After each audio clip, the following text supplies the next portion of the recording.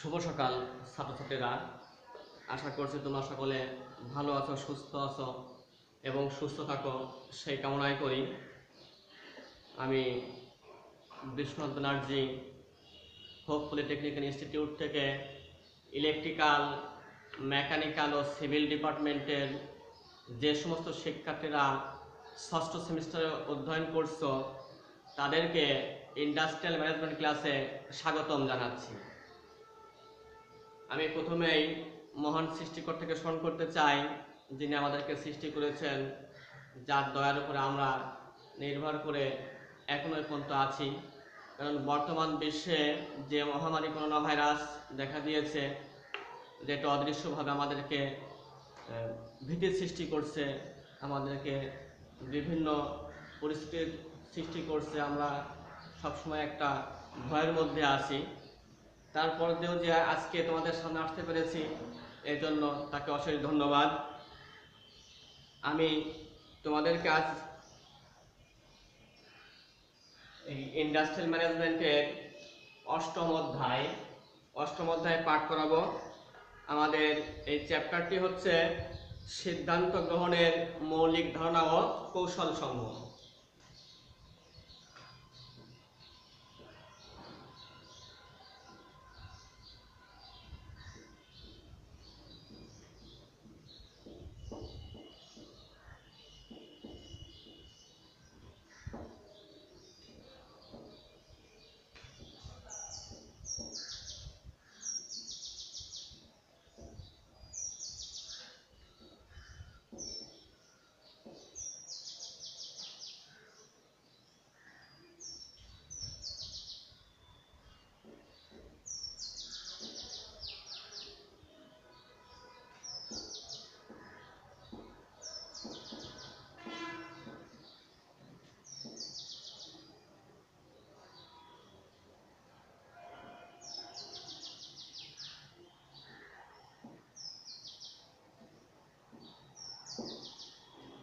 সিদ্ধান্ত গ্রহণের মৌলিক ধারণা ও কৌশল সমূহ, অষ্টম অধ্যায়। আসলে সিদ্ধান্ত গ্রহণ এমন একটি কাজ যেটা খুব ধীরে সুস্থে গ্রহণ করতে হয়, যেটা সকলের দ্বারা সম্ভবপর হয়ে ওঠে না।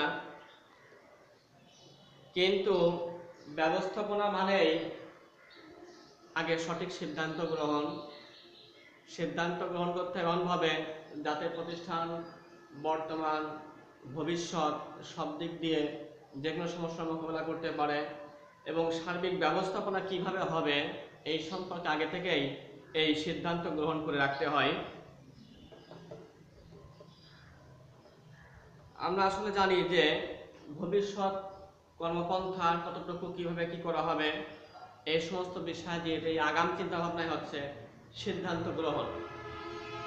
সিদ্ধান্ত গ্রহণ এমন একটি কাজ যার মাধ্যমে সমস্যা সমাধানের জন্য সঠিক ও সর্বোত্তম কর্মপন্থা নির্ধারণ করা হয়। প্রতিষ্ঠানের যাবতীয় কার্য সম্পাদনের যে কোনো সময় যে কোনো পরিস্থিতিতে এই সৃষ্ট সমস্যা মোকাবেলা করার জন্য ব্যবস্থাপনাকে প্রতিনিয়ত অনেক সিদ্ধান্ত গ্রহণ করতে হয়।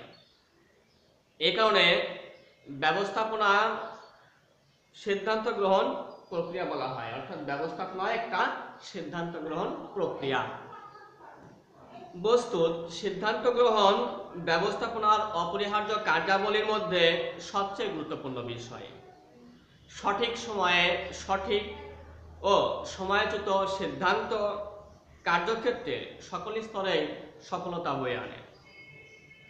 ভুল সিদ্ধান্ত কিংবা সিদ্ধান্ত গ্রহণের ক্ষেত্রে কোনো ধরনের অবহেলা হলে কাঙ্ক্ষিত সাফল্য অর্জন করা সম্ভব হয় না। তাই একাধিক কর্মপন্থা থেকে কোনটি গ্রহণ করা প্রতিষ্ঠানের জন্য সঠিক হবে, প্রতিষ্ঠানের কার্যক্রমকে সাফল্যমণ্ডিত করবে, এই সম্পর্কে নির্দিষ্ট করে নেওয়া হচ্ছে সিদ্ধান্ত গ্রহণ। আর একাধিক বিকল্প কর্মপন্থার মধ্য থেকে সঠিক ও কার্যকর কর্মপন্থা নির্ধারণ করাকেই সিদ্ধান্ত গ্রহণ বলা হয়।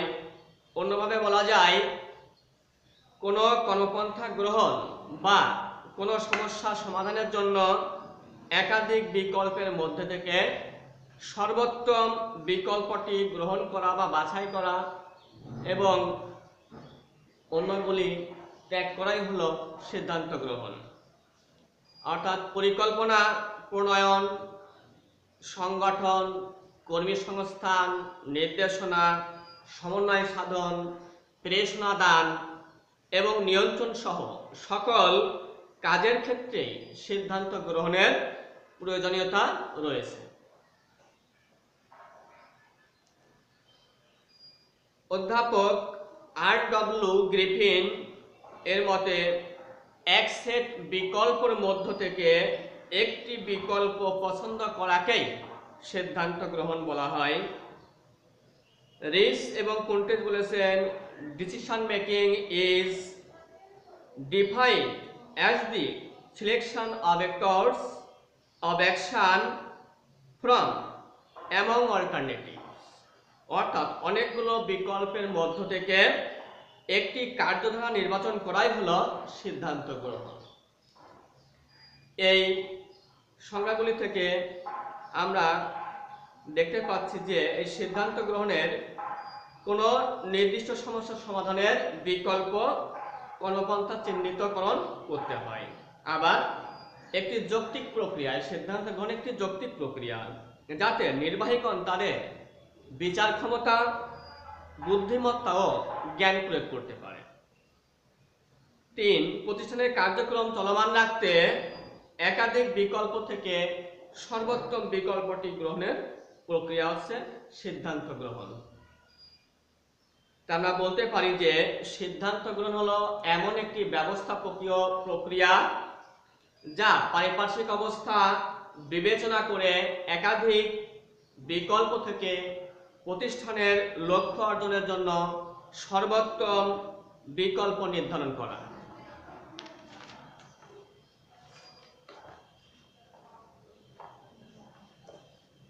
এবার আমরা সিদ্ধান্ত গ্রহণের গুরুত্ব সম্পর্কে জানব। আসলে সিদ্ধান্ত গ্রহণই ব্যবস্থাপনার মৌলিক কাজ। আর এই সিদ্ধান্ত গ্রহণ করতে গেলে কিছু গুরুত্বপূর্ণ বিষয় রয়েছে, যেগুলো আমি তোমাদের এখন টপিক সহ আলোচনা করব।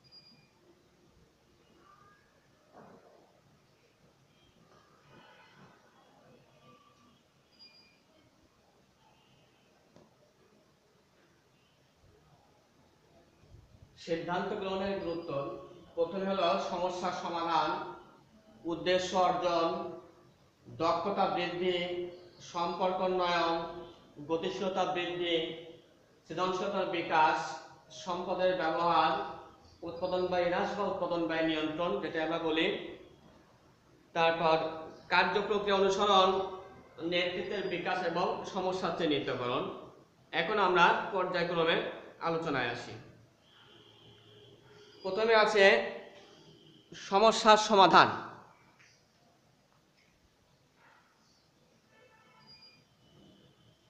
ব্যবসায়ী প্রতিষ্ঠান পরিচালনা করার জন্য যে সকল সমস্যা একটি প্রতিষ্ঠানে দেখা যায় তার যৌক্তিক সমাধান বের করতে হয়। সিদ্ধান্ত গ্রহণ প্রক্রিয়ায় সমস্যা সমূহকে চিহ্নিতকরণ, সমস্যার গুরুত্ব অনুধাবন এবং তার বিচার বিশ্লেষণের মাধ্যমে সম্ভাব্য বিকল্প সমাধান খুঁজে বের করাই হলো এই ব্যবস্থাপনার কাজ। উদ্দেশ্য অর্জন, অবজেক্টিভ অ্যাচিভমেন্ট। একটি প্রতিষ্ঠানে সিদ্ধান্ত গ্রহণের মাধ্যমে উদ্দেশ্য অর্জনের জন্য বাস্তবসম্মত ও সুষ্ঠু কার্যধারা নির্ধারিত হয়, ফলে সহজেই প্রতিষ্ঠানের উদ্দেশ্য অর্জিত হয়। দক্ষতা বৃদ্ধি, সাধারণত যৌক্তিক ও বাস্তবসম্মত মডেল ব্যবহার করে প্রতিষ্ঠান সিদ্ধান্ত গ্রহণ করে থাকে। তাছাড়া সিদ্ধান্ত গ্রহণকালে ব্যবস্থাপকের সময়, মানবীয় আচরণ, সুসম্পর্ক, অতীত অভিজ্ঞতা ও পারিপার্শ্বিক অবস্থা সম্পর্কে সজাগ থাকতে হয়। সম্পর্ক উন্নয়ন, রিলেশনস ডেভেলপমেন্ট। প্রাতিষ্ঠানিক উন্নয়নের অন্যতম পূর্বশর্ত হচ্ছে সৌহার্দ্যপূর্ণ শ্রমিক ব্যবস্থাপনা সম্পর্ক। সিদ্ধান্ত গ্রহণ প্রক্রিয়ায় উভয় পক্ষের মতামত, পরামর্শ ও আন্তঃযোগাযোগের ফলে মানব সম্পর্কের উন্নয়ন ঘটে, যা প্রতিষ্ঠানের উত্তম কার্যপরিবেশ সৃষ্টিতে গুরুত্বপূর্ণ ভূমিকা পালন করে। গতিশীলতা বৃদ্ধি, সিদ্ধান্ত গ্রহণ ব্যবস্থাপনার একটি নিয়মতান্ত্রিক প্রক্রিয়া, তাই প্রতিষ্ঠানে যখনই যে কোনো সমস্যা সৃষ্টি হয় তখনই তার সমাধানের জন্য দ্রুত সিদ্ধান্ত নিতে হয়, ফলে প্রতিষ্ঠানের কর্মকাণ্ডের গতিশীলতা বৃদ্ধি পায়। সৃজনশীলতার বিকাশ, সিদ্ধান্ত গ্রহণ প্রক্রিয়ায় সাংগঠনিক সমস্যা সমাধানে প্রয়োজনীয় কার্যপ্রক্রিয়া নির্ধারণের জন্য সকল স্তরের কর্মীদের মতামত ও পরামর্শ গ্রহণ করা হয়, এতে করে কর্মীদের সৃজনশীলতার বিকাশ ঘটে। সম্পদের সদ্ব্যবহার, কার্যকর সিদ্ধান্ত গ্রহণের মাধ্যমে প্রতিষ্ঠানের আহরণকৃত বা সংগ্রহকৃত সম্পদের সর্বোচ্চ ব্যবহার নিশ্চিত হয়ে থাকে। উৎপাদন ব্যয় নিয়ন্ত্রণ, পণ্য বা সেবার উৎপাদন ব্যয়ের সাথে মুনাফার বিষয়টি ঘনিষ্ঠভাবে সম্পর্কিত, তাই উৎপাদন ব্যয় যত কম হবে মুনাফার হার তত বেশি বৃদ্ধি পাবে। আর এ কারণে উৎপাদন ব্যয় নিয়ন্ত্রণের জন্য প্রতিষ্ঠানের প্রতিটি কার্যস্তরে সিদ্ধান্ত গ্রহণ হয় যাতে উৎপাদন ব্যয় সর্বনিম্ন স্তরে থাকে। এই ছিল মোটামুটি আমাদের সিদ্ধান্ত গ্রহণের গুরুত্ব বা প্রয়োজনীয়তা কতিপয় বিষয়। এখন আমি তোমাদেরকে সিদ্ধান্ত গ্রহণের ধাপ সম্পর্কে আলোচনা করব।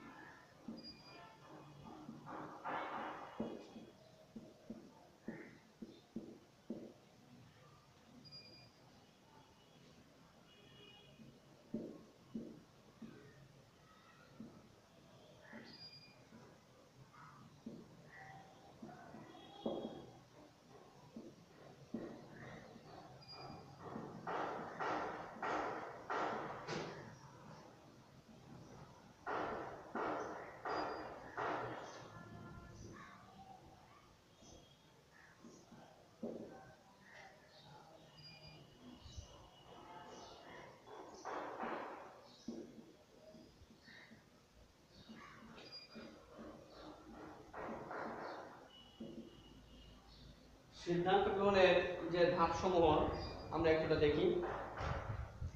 যে সমস্যা চিহ্নিতকরণ, প্রথমে আমাদের সিদ্ধান্তটি গ্রহণ করব, সেই সিদ্ধান্তে আসতে গেলে যে সমস্ত সমস্যা হতে পারে সেই সমস্যাগুলো আগে চিহ্নিত করতে হবে। সেই সমস্যাগুলি চিহ্নিত করার পর আমরা সেই সমস্যাগুলিকে তার শ্রেণী অনুযায়ী বিভাগ করব, অর্থাৎ একে বলা হয় শ্রেণীবিন্যাসকরণ। তার ক্যাটাগরি অনুযায়ী আমরা বিভিন্ন ভাগে এই সমস্যাগুলিকে ভাগ করব। তারপর সেই সমস্যাগুলিকে আমরা সংজ্ঞায়িতকরণ করার চেষ্টা করব, অর্থাৎ ওই সমস্যাগুলি যদি আমরা সংজ্ঞায়িত করতে পারি তাহলে সমস্যা কিভাবে উদ্ভূত হলো আমরা সে সম্পর্কে অবগত হতে পারবো এবং সেই অনুযায়ী প্রয়োজনীয় পদক্ষেপ গ্রহণ করা যাবে। সমস্যার সংজ্ঞায়িতকরণ একটি গুরুত্বপূর্ণ কাজ। আসলে সমস্যার সংজ্ঞায়িতকরণ করতে পারলে বুঝতে হবে যে আমাদের কাজ অনেকটা হয়ে গেল। তারপর অগ্রাধিকার নির্ধারণ, অর্থাৎ এই সংজ্ঞায়িত করার পরে উদ্ভূত সমস্যাসমূহের মধ্য থেকে কোন সমস্যাটি সবথেকে বেশি সেটাকে আমাদের অগ্রাধিকার দিতে হবে, দিয়ে আগের তড়িৎ গতিতে সেই সিদ্ধান্তটি গ্রহণ করতে হবে। তথ্য উপাত্ত সংগ্রহণ, এবার আমরা যেটাকে অগ্রাধিকার দিলাম সেই সমস্যাটি উপাত্ত গ্রহণ করতে হবে, উপাত্ত এবং তথ্য বিচার বিশ্লেষণ করতে হবে যে আসলে এর কোথায় কি সমস্যা রয়েছে বা কোথায় কি পরিমাণে আমাদের আরো গতিশীলতা বাড়াতে হবে, কি ধরনের এখানে পদক্ষেপ গ্রহণ করা যায় এই সম্পর্কে গ্রহণ করার জন্য আমাদের এই তথ্য উপাত্ত সংগ্রহ করতে হবে। তারপর আদর্শ মান নির্ধারণ, অর্থাৎ তথ্য উপাত্ত সংগ্রহ করার পর সিদ্ধান্ত গ্রহণ প্রক্রিয়ায় আদর্শ মাপকাঠি নির্ধারণ করতে হবে। আদর্শ মানের সঙ্গে বিকল্পগুলো তুলনা করতে হয়, আর তার জন্য আমাদেরকে বিভিন্ন বিকল্প নির্ধারণ করতে হবে, অর্থাৎ একটি সিদ্ধান্ত গ্রহণ করতে গেলে তার পাশাপাশি অনেকগুলি বিকল্প সিদ্ধান্ত রাখতে হবে, আর সেই বিকল্প সিদ্ধান্তগুলিকে পরে মূল্যায়ন করতে হবে। বিকল্পগুলি মূল্যায়ন করে সেখান থেকে কোনটা এই একাধিক বিকল্প থেকে কোনটি সবথেকে গুরুত্বপূর্ণ বা সর্বোত্তম ফল দিবে সেই বিকল্পটি আমাদেরকে মূল্যায়ন করতে হবে। যে সর্বোত্তম বিকল্প কোনটি হতে পারে এই সর্বোত্তম বিকল্পটি মূল্যায়ন করে আমাদের সর্বোত্তম বিকল্প মূল্যায়ন করে সেটিকে বাস্তবায়ন করতে হবে। এবার সেই সিদ্ধান্ত বাস্তবায়ন করার ফলে সিদ্ধান্ত গ্রহণের এই পর্যায়ে কার্যক্রম পরিচালনার জন্য প্রয়োজনীয় উপকরণ, কাজ, দায়িত্ব কর্মীদের মধ্যে সমন্বয় সাধন করতে হয়। সিদ্ধান্ত বাস্তবায়নের ক্ষেত্রে কতিপয় সম্ভাব্য প্রতিবন্ধকতা আসতে পারে, সেগুলো চিহ্নিত করতে হবে এবং তা সমাধান করার জন্য প্রয়োজনীয় পদক্ষেপ গ্রহণ করতে হবে। এবং সর্বশেষে এই সিদ্ধান্ত বাস্তবায়নের পর তার ফলাবর্তন, অর্থাৎ তার নেগেটিভ পজিটিভ দিকগুলো কি আসলো সেগুলো দেখতে হবে। এটাকে বলা হয় সিদ্ধান্তের ফলাবর্তন। এবং কোনো সমস্যা দেখা দিলে তার সংশোধন ও পরিমার্জনের ব্যবস্থা গ্রহণ করতে হবে। এই মোটামুটি আমাদের সিদ্ধান্ত গ্রহণের ধাপসমূহ। তোমরা বাসায় ওদেরকে আরো বেশি বেশি দেখবে, কোনো সমস্যা হলে আমাদের সঙ্গে যোগাযোগ করবে। আমার ফোন নাম্বার দিয়ে দিচ্ছি এখানে।